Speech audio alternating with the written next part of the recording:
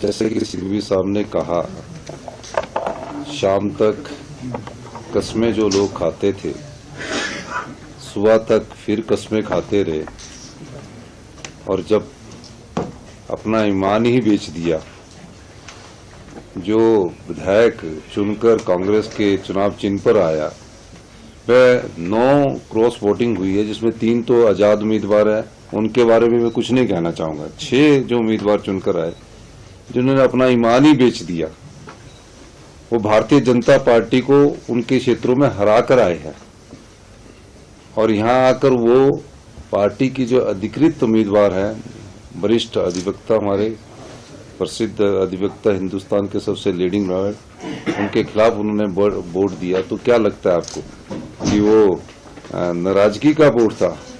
वो तो एक ही चीज का वोट होता है, जिसकी जानकारी आपको मेरे से ज्यादा होगी, जिस प्रकार की आप जानकारी रखते हैं। अब वो हिमाचल की संस्कृति में ऐसा नहीं था।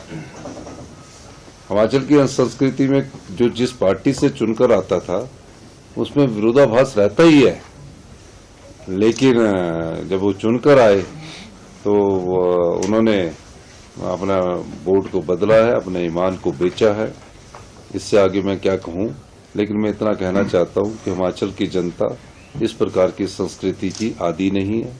हिमाचल की जनता जानती है कि हमने कांग्रेस की सरकार को 5 साल चुनकर भेजा है, और जिस प्रकार से वो राजनीतिक दृष्टिकोण रखते हैं, उस दृष्टिकोण को हिमाचल की जनता पसंद नहीं करती। सर, जैसे कहा कि रात को डिनर भी हुआ, सुबह ब्रेकफास्ट भी हुआ, तो क्या सुबह तक एसेस नहीं कर पाए कि उनका नहीं, ऐसी बात नहीं है। लाइन ऑफ एक्शन क्या रहेगी? अब जब कोई ईमान अपना बेच दे तो उसमें हम क्या बोल सकते हैं? आगे क्या लाइन ऑफ एक्शन आगे क्या रहेगा सर? देखिए, आगे कुछ लाइन ऑफ एक्शन नहीं है। 34 लोगों ने हमारे अपने ईमानदारी का परिचय दिया, तरह तरह के प्रलोभन उनको दिए। ऐसा नहीं है कि एक ही व्यक्ति को प्रलोभन मिला है। उन 34 आदमी तरह तरह के प्रलोभन दिए, जिसकी कल्पना हिमाचल के नेता नहीं कर सकते। मैं ये कह सकता हूँ, उसकी कल्पना हिमाचल के नेता नहीं कर सकते, लेकिन 34 आदमियों ने अपने चरित्र का भी परिचय दिया, अपनी नैतिकता का भी परिचय दिया, अपनी ईमानदारी का भी परिचय दिया, और आज 34 के 34 आदमी हमारे पास खड़े हैं।